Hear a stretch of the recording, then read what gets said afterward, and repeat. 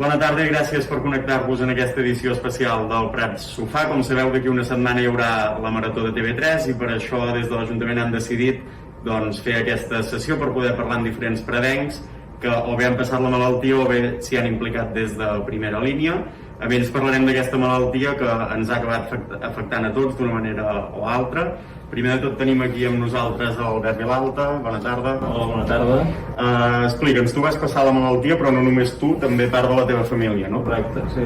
En el mateix moment va haver un brot a la feina, on treballo, i també familiarment. Per tant, jo no sé si el vaig portar a la família o si són dos brots diferents. No, això no tenim molt clar. I quan va ser? Va ser ara en aquesta segona onada? O... Sí, va ser en aquesta segona onada. Ara fa poder 6-7 setmanes i, bueno, un de la feina, primer ens vam entrar un de la feina, que havia... La seva parella havia donat positiu. Va fer la prova, ostres, jo també. Llavors vam anar tots els de la feina fins a les proves. Simultàniament a la família també va sortir el tauró. Jo personalment no he tingut cap símptoma en cap moment. O sigui, sé que... Saps que vas donar positiu? Sé que he donat positiu, perquè m'han fet un PCR que va donar positiu i doncs això ho confinat cap a casa. I en el teu cas pots dir que els protocols van funcionar, és a dir, com va funcionar a nivell de salut, que us avisessin de fer els PCRs? Sí, bueno, ens vam anticipar nosaltres, perquè abans que ens truquessin nosaltres ja vam sol·licitar. Havíeu fet els contactes, o sigui, us havíeu posat en contacte ja per avisar-vos? Però bueno, ho tenen bastant ben organitzat i equiprat, crec que és dels llocs que està millor, perquè vas amb el cotxe, no baixes, o sigui, no entres ni a l'edifici ni res, hi ha altres llocs que fan entrar els caps. I estem parlant que ho vau passar fa relativament poc, per tant ja feia molts mesos que havia començat la pandèmia, que l'havíeu viscut com tots, amb un primer confinament, amb les mesures d'ara aquests últims mesos. No sé si d'alguna manera ja estàveu en un punt que us n'havíeu oblidat o que us pensàveu que no us passaria i us va agafar per sorpresa. Home, no, pensar que ens tocaria en algun moment quasi és inevitable, no? Perquè estan tants cercles i està per tot arreu que al final, malgrat que facis una reducció de la teva vida social, perquè ja no fas sofars, no fas trobades amb amics, sinó que al final vas reduint els contactes a la família, els contactes més estrets i que és la gent de la feina, poca cosa més. De fet, com a anècdota, quan em van demanar, quan jo vaig donar positivitat amb els contactes, vaig donar 2, perquè la resta ja el tenien, o ja estaven avisats del test, i vaig donar 2 persones. Perquè havies tingut poca activitat social, diguem-ne. No sé si un cop vau tenir la malaltia, diguem-ne, dins de casa, us vau espantar? Com us vau organitzar per continuar amb el dia a dia a dins de casa teva, de la teva família, que havíeu de continuar vivint junts, entenc? I... El primera tarda, per dir alguna cosa, sí, t'espantes.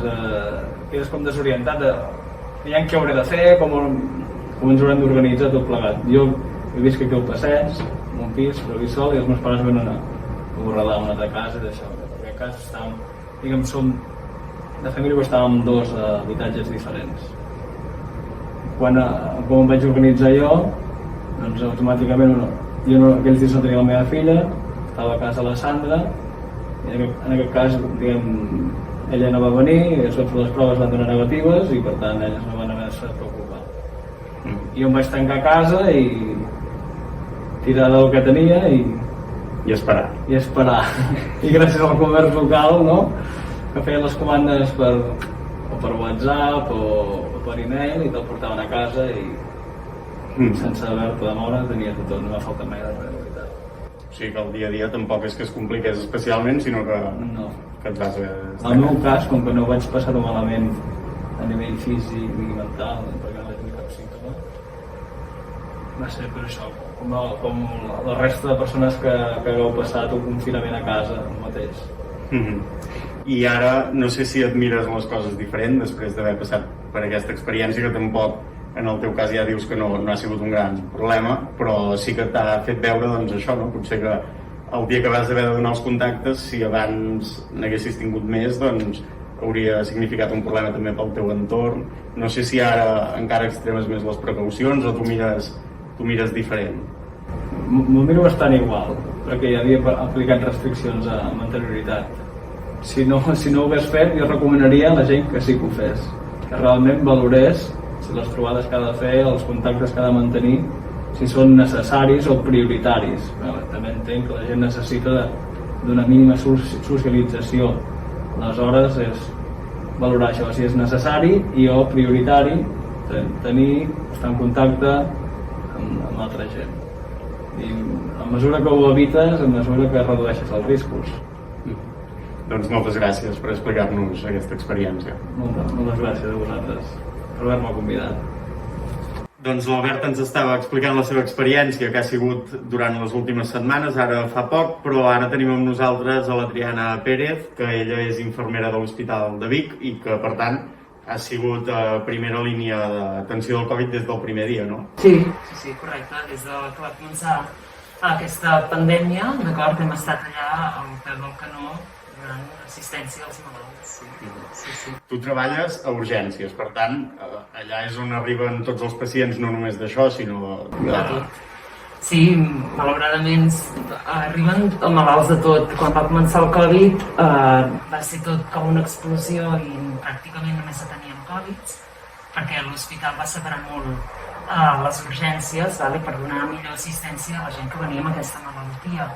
Es van derivar malalts a la clínica Sant Josep, es van derivar malalts, el que són les urgències lleus, es va fer tota l'activitat a l'ambulatori, a la plaça Divina Pastora, i allà bàsicament només hi havia malalts de Covid, però a mesura que la pandèmia ha anat evolucionant, tornem a tenir malalts de tota mena, perquè hem de tenir clar que estem en una situació de pandèmia, però la resta de malalties, la resta d'accidents, accidents laborals, accidents de trànsit, malalties banals o menys banals, continuen existint igual. Ara parlaves dels primers dies, suposo que us va venir molt de nou, perquè de fet estàvem sentint a parlar d'aquest virus com si fos una cosa llunyana, i de cop vam descobrir que ja el teníem aquí entre nosaltres. Com van ser aquests primers dies de març? Mira, va ser, és que me'n recordo com ara, crec que era mitjans finals de gener, conduint un dia amb el cotxe, vaig sentir que a Xina hi havia un nou virus que era molt agressiu i això, allò que vaig sentir sense tocar campanes. Mica en mica vas veient a les xarxes socials que aquest virus va a més i, bueno, suposo per defecte professional, pel que sigui, t'interesses una miqueta més per la situació d'allà i veies les infermeres, no? O sigui, infermera que tens com una afinitat, que anaven d'aquella manera, no? Vestides d'aquella manera com nosaltres fa uns anys ens havien format per la gola.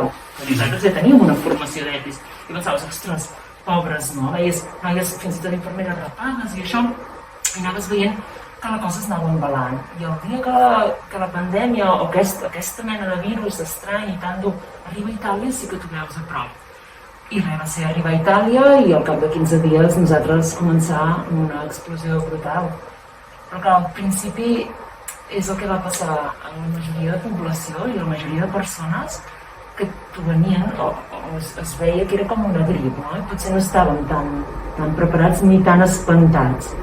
I em vaig començar a espantar els primers dies que veia gent de la meva edat o una mica més, no gaire més grans que jo, que venien molt greus i que els intubaven. I jo pensava, això no és un grip. Jo fins i tot ho vaig dir amb els de casa, no?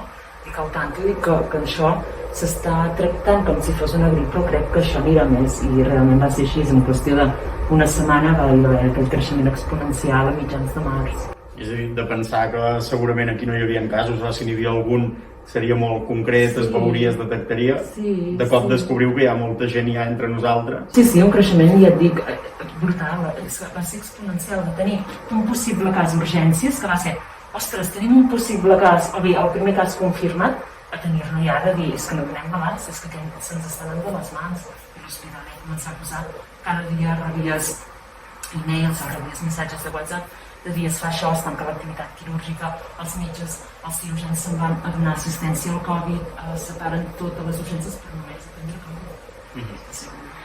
I enmig de tot això i aquests primers dies també et va afectar tu personalment aquesta situació? Sí, jo mitjans de març, allò que anaves superespantat a treballar pensant, ostres, que no ho agafi, què ens pot passar, tu veies això que t'he explicat, no? Gent de la nostra edat que estaven molt greus. I res, a mitjans de març, el dia 15 em vaig trobar molt malament, però jo pensava que eren els nervis. El dia abans es havia decretat l'estat d'alarma a nivell nacional, tothom estava molt espantat, nosaltres treballàvem moltíssim i em vaig trobar molt malament. Aquell dia cansada, molt cansada. Al cap de 2 dies vaig tenir problemes gastrointestinals i llavors sí que vaig notar que era un símptoma que es va veure a posteriori, que no tenia ni gust ni olfacte. Però jo pensava, no sé, potser són els nervis, potser és aquest estat, i jo anava a treballar igual. Sí que estava cansada, però és que jo i les meves companyes totes estaven molt cansades i molt estressades, totes teníem mal de panxa per anar a treballar, i al cap d'una setmana que jo tenia aquests símptomes, en una de les xarxes socials vaig veure que un dels símptomes del coronavirus era la manca de gust i olfacte. Vaig dir, ja sé què tinc, ja sé què tinc. I res, vaig trucar, llavors era quan només ens feien PCRs als sanitaris, sí que em van fer la PCR i vaig sortir ja positiva i això, em va obligar a agafar la baixa uns 17 o 18 dies, trobant-me bé. 17 dies que, clar, 17 o 18 dies. tu estaves veient com els teus companys treballaven i com ho havies fet tu fins al dia abans i et vas haver de quedar a casa, que això per tu també... Bueno, fatal. Els sentiments de culpa que vaig tenir van ser brutals. Culpa, primer, per on he fallat. Vale? On no m'he posat bé l'EPI, que poder no ho vaig agafar a l'hospital, no ho sé.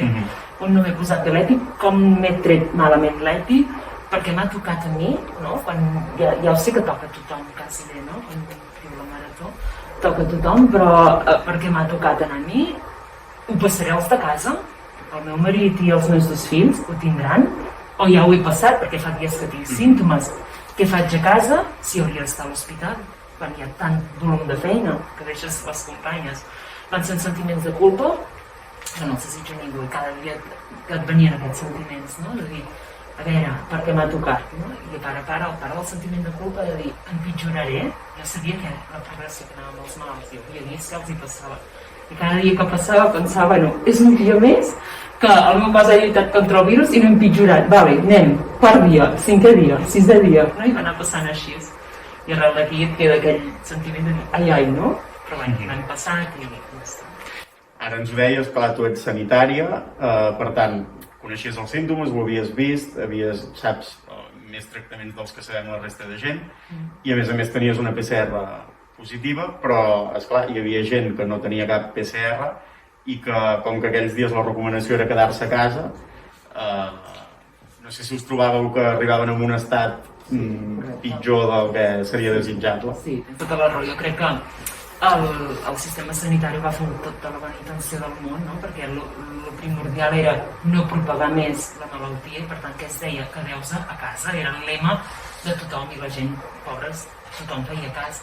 I la gent a casa, com que és un virus que a vegades és molt latent, tu pots estar-te ofegant, no? És a dir, els valors que t'ho donen els aparells, la saturació, que ja comença a ser una paraula ja que està una miqueta amb el vocabulari popular, no? La saturació pot ser molt baixa, però tu no tinguis un sentiment molt d'ofec, per tant, tu no consultaves el sistema sanitari, tu et quedaves a casa, com et deien. Llavors, al moment que la gent ja deia ja no puc més, o els hi deixava un saturador des del cap, que se'l posaven, ja era tan baix el dolor que te'ls enviaven allà que l'únic tractament que hi havia era la intubació orotraqueal. Ara, a diferència, la gent es fan molts, és que ha canviat molt, estem parlant que fa 9, 10 mesos, 11, no?, de tot això. Doncs ha canviat molt, a la mínima que la gent té un símptoma, ja se li fa la PCR, si surt positiu, ja se li fa una radiografia per veure en quin estat de la malaltia està, si comences una pneumònia incipient, si no, saps? És molt diferent. És que ja ens va agafar, jo crec que a tots, a tothom, que no sabíem què. Ara també ho deies, clar, tu ho veies des del primer dia i des de primera línia, però encara ara hi ha molta gent que no ha conegut cap cas proper o que no sap directament de ningú que hagi tingut coronavirus, per sort. No sé si ens podries explicar una mica la part que nosaltres no sabem, els símptomes concretament, què produeix aquest virus per la gent que no l'hagi viscut en primera persona? Mira, de símptomes n'hi ha els que vulguis. És un virus que no és com d'altres virus que sí que tenen una simptomatologia molt clara, d'acord? Sinó que té un ventall molt ampli de símptomes.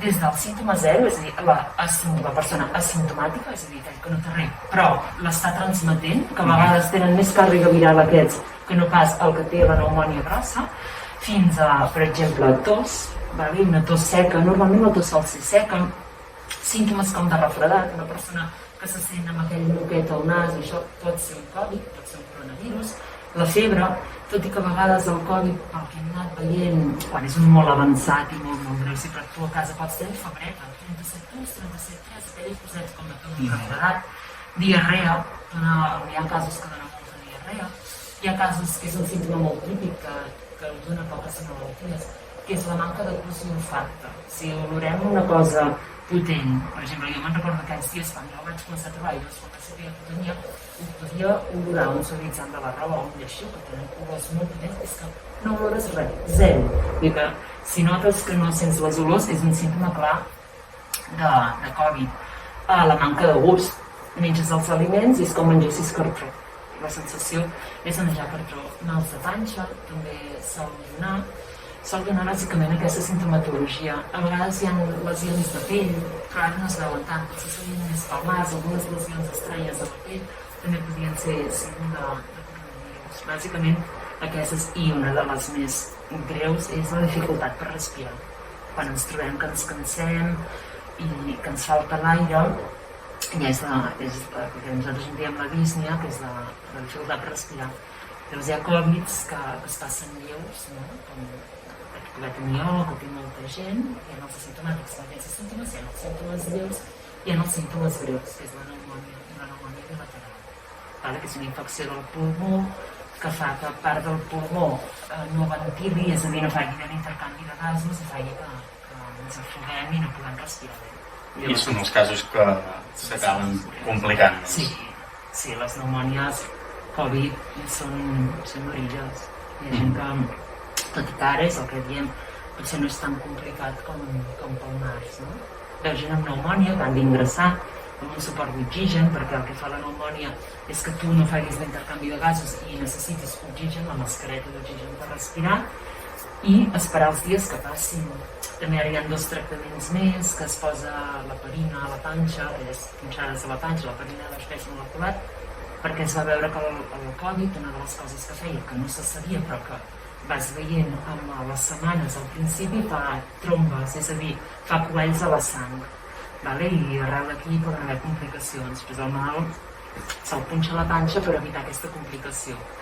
I com que es fa una fase molt inflamatòria del cos, se li posa cortisona. I això és el que de moment funciona. Perquè medicaments també, o sigui, parlem molt de la vacuna, però amb la resta de medicaments també s'ha millorat. En aquest sentit, se saben utilitzar millor, no? Sí, es fan, bàsicament, amb els Covids és oxigen, si la saturació és baixa, és la punxada de la panxa perinal i la dexametasona, que és un tipus de cortisona de les que hi ha al mercat, i llavors control de símptomes. Si tens febre, doncs paracetamol, per fer baixar la febre, i si tens malestar, mal d'ossos, com d'un grip, paracetamol al principi es havia provat amb l'hidroxicloroquina, d'acord, però es va veure que no acabava de funcionar. Els metges van anar fent proves, és una malaltia completament nova que no se sabia absolutament res. Es van anar fent proves i es van anar mirant a veure què podia funcionar millor. Ara parlàvem de persones que tenen símptomes, que són els que t'arriben a tu, però també deies que hi ha una part molt important, que són les persones que no acaben tenint cap símptoma i que per tant tenen aquesta malaltia i no són conscients que l'estan transmetent. Suposo que això és un dels problemes més grossos també d'aquesta malaltia i sobretot a l'hora de controlar-la. Sí, clar, perquè i ara sort n'hi ha que jo crec que la gent té molta consciència de mans, distància, mascareta, que això s'ha dit des de fa molts mesos, però esclar, tu pots pensar, no és que ho pensis que estàs, és que tu trobes bé, i esclar, tu no prens les mesures, però les mesures hem de prendre de manera universal, perquè hi ha molts casos asimptomàtics. Jo m'he trobat amb gent que venen per una cama trencada i com que per ingressar a l'hospital tothom ha de tenir una PCR feta per discriminar entre planta Covid i planta no Covid, aquella persona dius que tens el Covid. Com? Te sento molt bé. Sí, però ets portador de la malaltia i transmissor de la malaltia. I a qui pot afectar aquesta malaltia? Tothom. Mira, jo he vist gent des de quasi 100 anys, com tenia aquests dies passats, a una criatura de 20 i pico de dies. Covid positiu, vull dir, afecta des de petits, de dies, a gent molt grans. Ja dic, jo he viscut gent molt grans i nounats. I suposo que ara us comenceu a trobar ja amb les conseqüències d'aquest Covid, de gent que ho va passar fa mesos, o les seqüeles que pot arribar a deixar aquesta malaltia. Sí, normalment són seqüeles a nivell respiratori. Bàsicament, les que hem vist jo particularment són seqüeles més a nivell de l'aparell respiratori, no? Gent que els queda un cansament durant mesos, que el pulmó li queda alguna zona que no acaba de recuperar-se, ells ja no tenen la malaltia, ells es troben bé, però sí que es troben que a la mínima que caminen més del compte o que fan més esforços, doncs estan com més cansats. I ara hem acabat la primera onada, però ja anem per la segona, que de fet ja estem baixant una mica al pic de la segona. Com esteu afrontant els que hi heu de treballar? Bueno, la primera va ser brutal, ja va ser, ja t'ho he dit abans, brutal. La segona ja ens l'esperàvem, ja, és que jo me'n recordo que érem a l'estiu, que era, no sé si era mitjans de juliol, no sabria dir ben bé, que hi va haver-hi 2 dies a l'hospital que no hi va haver ni un Covid, ni un, 0. A la UCI lliure de Covid i a l'hospital a les cap. I dir, ostres, quin respir, no? 2 dies va durar, el tercer dia va entrar el primer, vale? I mica a mica es va anar gestant ja la segona onada, no? I nosaltres ja ho dèiem, bueno, ja estem preparats, no? I realment sí, doncs, jo crec que hem estat més preparats, ara ja ho veiem a venir, ara ja estàvem preparats.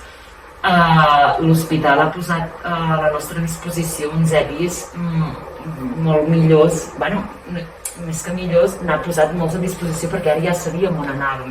I aquesta onada, si més no, jo particularment l'afronto més tranquil·la, ja no tinc aquella por d'anar a treballar, ja no tinc aquella ansietat, aquell mal de panxa que tenies abans d'anar, que algun dia fins i tot havies de prendre alguna medicina, no?, per baixar-te aquests nivells d'ansietat, perquè és que tenies por. Jo havia treballat amb molta por, sortir d'allà, ficar-me al cotxe i posar-me a plorar.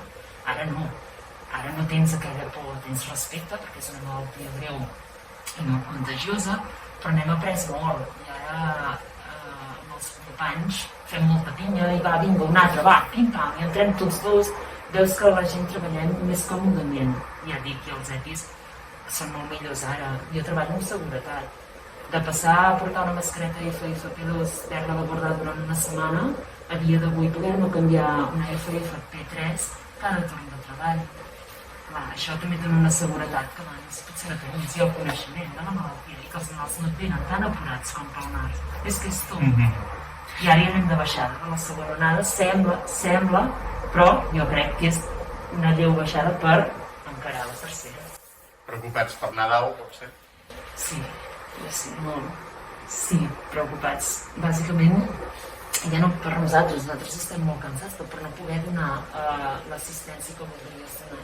Quan hi ha tanta sobresaturació del sistema, és molt dur, perquè supos que et van entrant per la porta i hi ha un volum de malalts per un volum de treballadors. Clar, molts malalts per pocs treballadors, algú altre s'ha d'esperar, no? I això a mi em sap molt greu. Però pensa que no és fàcil treballar d'aquesta manera. Tu cada cop que entra una persona amb símptomes de Covid o Covid confirmat, que li ha fet la PCR al cap i és bé perquè l'ambient es troba malament, abans no entres a estendre aquella persona, a part de l'EPI que ja portem sempre, ens hem de posar diverses capes a sobre. Portem el pijama, portem un EPI ja sempre posat, ens posem una altra capa a sobre, una altra capa, 2 guants, una altra mascareta a sobre i una pantalla. Clar, és tot com molt més lent, saps? És que és una feina que abans feies potser en un quart d'hora, ara es converteix en més estona. I la vacuna? Esteu esperançats? Bueno, jo crec que és l'única sortida que tenim a tota aquesta pandèmia. S'ha començat a vacunar i es va començar a vacunar el Regne Unit i suposo que és l'únic que tenim per sortir d'aquest virus. És que no, tractament efectiu que et prenguis una pastilla i et faci, a dia d'avui no hi és. Vull dir que és el que ens toca fer. Home, des del minut zero la gent que ha volgut tenir, no? La gent que estem sempre demanant la vacuna, ja la tenim quasi aquí. A veure. Doncs molt bé, moltes gràcies per haver-nos explicat la teva experiència personal i tant com a pacient com a treballadora a primera línia de la Covid. Molt bé. Gràcies. Gràcies a vosaltres.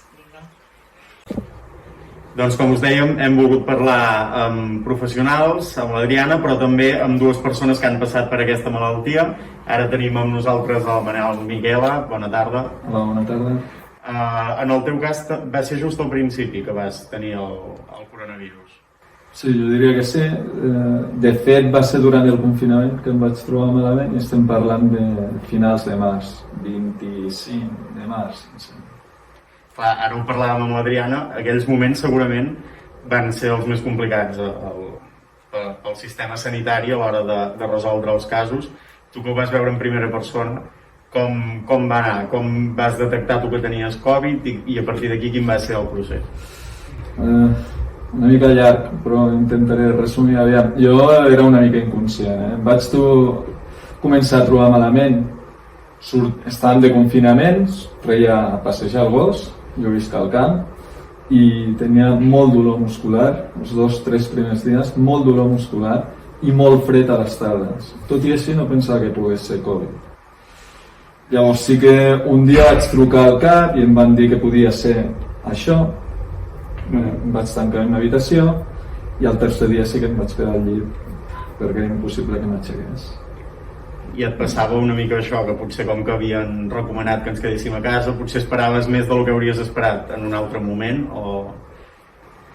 No sabria dir-te, ja et dic, la qüestió és que el tercer dia em vaig quedar al llit i vaig parlar amb el metge per telèfon i els símptomes, jo no sé, ara ha passat el temps i crec que no era capaç de dir-li ben bé els símptomes. De fet, als matins em trobava bé i recordo que era com una mena de Dragon Khan de com em trobava. Al matí em trobava bé i les nits era un patiment.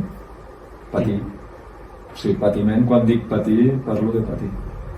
Això, si et passés ara, de fet, no caldria que patissis, de seguida et farien una PCR. En aquell moment... No hi havia PCRs. El problema va ser aquest, que entre el primer dia que em quedo al llit i quan m'ingressen passen 10 dies, doncs de patir. De patir, de no menjar, de perdre 8 quilos i de que els símptomes anaven a més, cada cop a pitjor. Un cop vas ser allà dins, no sé si vas tenir la sensació que hi havia un cert descontrol o al revés, vas sentir que el sistema podia atendre't i que podia estar per tu com tocava? Sí, jo crec que sí. Jo crec que on per mi el sistema no va estar bé va ser prèviament, a casa, amb paracetamol. 10 dies, el meu cos va aguantar mentre es va aguantar. I al desè dia, si no és per la meva dona i em porta a l'hospital, pues, suposo que encara estaria al llit esperant alguna cosa, no sé. El cert és que un cop a l'hospital, jo el que marcaria dues coses. Per una banda, la coordinació que hi havia allà dins. O sigui, jo diria que és superben coordinats, cadascú fent la seva feina. Gent molt jove i fent el que tocava. I després el que sí que em va sobtar és això, que un cop passes aquella línia i estàs a urgències, ostres, doncs em vaig pensar que no m'havia acomiadat. I era tot com un set d'aquests, suposo, de pel·lícules de ciència-ficció, no? Perquè et porten, tu estàs en una cadira de rodes, et porten un robot tot plastificat, arriba un infermer, una infermera, amb les EPIs, més d'una protecció, que se les anaven traient i posant, doncs depenent si estan en contacte amb tu, fins que em van ficar dins d'un box. I allà... I aquí vas començar a tenir la sensació aquesta d'aïllament, no? Que tampoc sol passar als hospitals, perquè encara que t'ingressin, pots rebre visites habitualment. Sí. I això et va sorprendre, suposo. Sí, bueno, no havia estat mai en un hospital, el que sí que havia anat a un hospital és per visitar gent. Malalta, en aquest cas, jo ja sabia que a mi no em visitaria ningú i un cop en el box, doncs bueno, el que t'he comentat, vaig veure unes metgesses, eren metgesses, almenys 3, i infermers que entraven, sortien i es treien aquestes capes i el que t'he comentat, molt ben coordinats, i en el meu cas, no sé si dir-ho aquí o no, però una preocupació que tenia en aquell moment era si anava al lavabo, què? On podia anar al lavabo? I em van dir que allà mateix, que allà no sortia res. No vaig necessitar anar al lavabo. Suposo que el meu cap va dir no vas al lavabo. Però sí, en qüestió de res ja m'havien fet un electro, m'havien posat una via, m'havien posat l'oxigen, m'havien fet preguntes... I ara ets a dins, estàvem parlant ara que en aquell moment encara costava de saber quins eren els símptomes, de fet encara ara no acaben d'estar clars, i el que tampoc estava clar era el tractament ni què passava amb els malalts de Covid. Tu tampoc ho sabies i segurament els metges tu vas entrar allà sense saber ni què hauries de passar ni quant temps, no? Pues això mateix. Jo quan vaig entrar allà, una de les preguntes era... Jo em sentia més o menys bé, em sentia bé. O sigui, em sentia fort i valent. La cosa és que es veu que no ho estava. Una de les preguntes van ser que quan em deixareu marxar, no? I pensava que o ja o demà però ràpid. I no va ser així. O sigui, vaig necessitar més temps. I una de les preguntes va ser, bueno, i això com evolucionarà o ben bé què és el que tinc? I em van dir que primer de tot em van fer una PCR i que si era Covid, pues que no sabien què podia passar amb mi. Llavors, bueno, pues... I et vas espantar en algun moment de dir...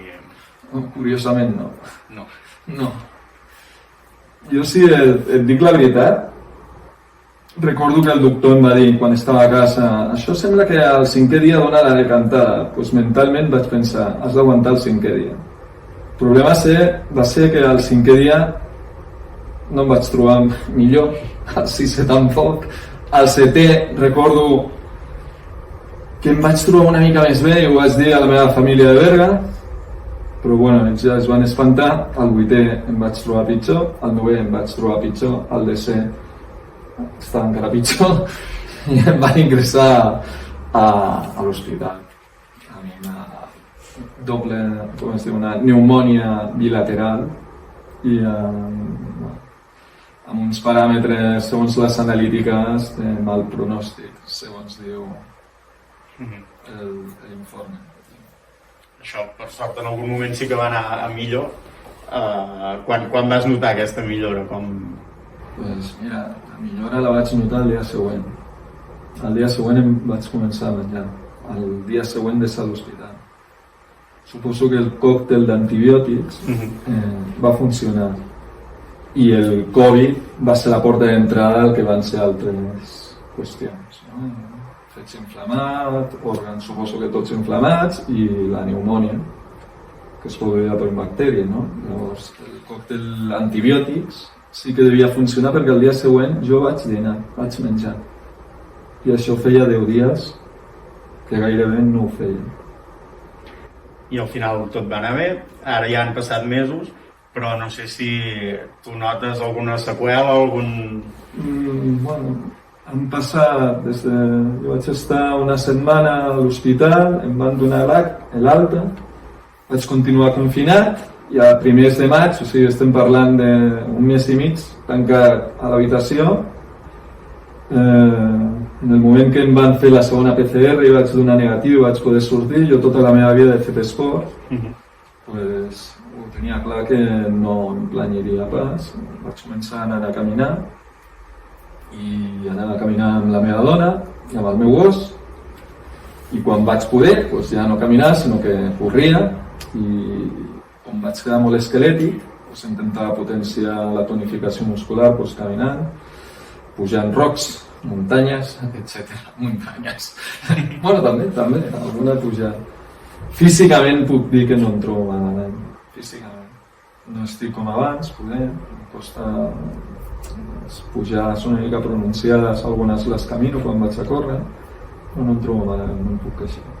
I segur que tots els que heu passat la malaltia ho veieu molt diferent que algú que no l'hagi passat. Tu deies al principi que abans de tenir-la potser ets una mica inconscient en aquells primers dies.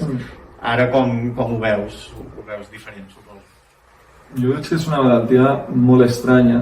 Suposo que el virus obre la porta a altres qüestions. A mi em va agafar una pneumònia, pel que diu les analítiques, el fetge i alguna cosa més, suposo. I és la porta d'entrada a altres malalties oportunistes, crec. Llavors, jo si t'he de dir la veritat, em costa entendre a dia d'avui és que hi hagi gent asimptomàtica quan hi ha gent que es mor, quan hi ha gent que encara doncs, té unes seqüeles molt fortes, o, en el meu cas, que jo sé que és el que vaig passar, doncs, ostres, em costa entendre que hi hagi gent que pugui tenir el mateix i no sentir res. I jo tan malament que ho vaig passar, o sigui, parlo des del meu punt de vista.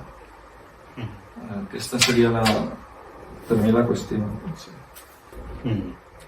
I tu que has passat la malaltia, ens pots explicar com és el després? És a dir, no sé si continues fent proves, si el sistema sanitari, com has de gestionar aquests mesos, com estàs gestionant aquests mesos després d'haver-la passat? Sí, mira, diguéssim que a mi em donen l'alta mèdica, o sigui, per poder anar a treballar al juny, i no em van dir res més. Al juliol, a finals de juliol, rebo una trucada de l'Hospital de Vic i em demanen com em trobo, em diuen que és un pneumòleg i que em començaran a fer proves. Ara farà 20 dies em van fer un electrocardiograma, van dir que estava bé, i ara al gener m'han dit que em continuaran fent proves per veure si ha quedat alguna seqüela del Covid. No? Em van dir, per exemple, que em farien una placa dels pulmons, una espirometria, més analítiques de sang, i bé, trobo que molt bé des d'aquest punt de vista, no? Tot i el panorama, doncs que encara tinguin temps perquè se suposa que ja comencem a estar una mica bé. Molt bé, des d'aquest punt de vista s'ha d'agrair que també ho sàpiga tothom. Doncs molt bé, moltes gràcies per haver-nos explicat la teva experiència i gràcies a vosaltres per haver compartit aquesta estona amb nosaltres en què 3 predencs que han viscut aquesta malaltia ens han pogut explicar quina ha sigut la seva experiència. Nosaltres, com que aquest any és complicat poder fer actes presencials, doncs volíem arribar d'alguna manera, fer arribar aquest missatge que la Covid és una malaltia que d'una manera o altra ens ha afectat a tots i molt durant aquest any, i a través de la marató de la setmana que ve de TV3 doncs serà una bona manera de contribuir a que la investigació i la recerca puguin acabar amb aquesta malaltia. Gràcies.